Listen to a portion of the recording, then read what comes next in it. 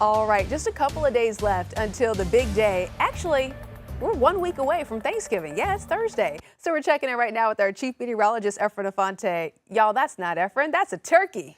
But hey, look at there. They're talking about the 60s. Yeah, turkey. Oh, they're so cute, though. I really love that. I always ask Efren if he can create some fun graphics for us.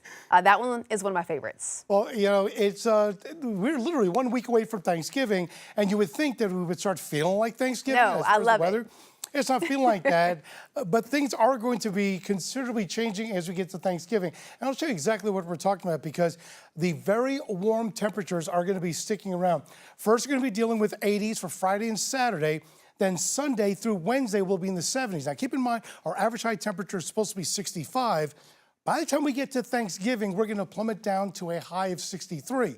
I say plummet because it's going to be obviously different than we've had, for the 7 days, including today, but it will finally change back to at least close to normal by next week. What's not normal is that you're looking over the skyline of downtown Sumter. It's a beautiful night, but you could see just over the horizon, there is quite a bit of fog. We do have quite a bit of fog in the Midlands, extending all the way down into portions of the Low Country. Although we do have some clouds, we don't have any rain, not even any drizzle.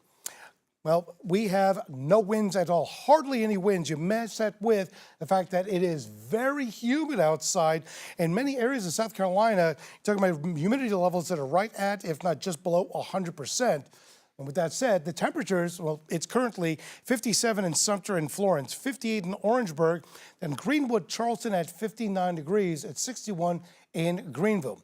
Again, these temperatures are still well above average, but the whole setup we have right now is that there's a lot of rain moving through areas of the central and southern plains, and then a line that went through the Tennessee River Valley over the Appalachians.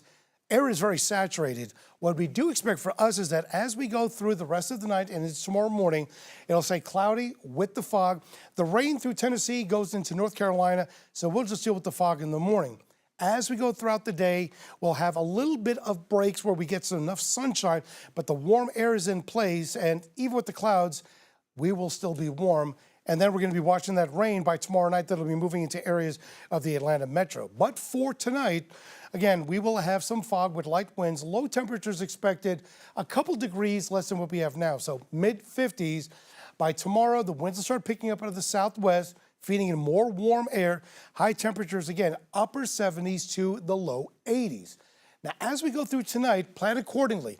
We may have an isolated shower as we get into sunset, but it'll really be in the middle of the night where we'll see a line of very quickly moving showers move through the Midlands. By the time we get to early Saturday morning, right around sunrise, all that rain will be gone. We'll still be very warm with morning temperatures in the low 60s. This is closer to what our average high temperature is supposed to be. So we'll end up with a high of 81 once those early morning showers are gone. Then a front moves through and clears out the air. So Sunday, it'll be mostly sunny throughout the day, a high of 71. Another front approaches South Carolina. So on Monday, we'll start at a low of 46 with a high of 70. And as the front approaches, Tuesday, we may have a few afternoon showers after we reach a high of 73. Some of the showers go overnight and into early Wednesday morning. By Wednesday afternoon, we'll end up with a high of 72. And once that moves out, noticeably cooler air moves through. So for Thanksgiving, we'll start off a low of 49, end up with a high of 63 degrees.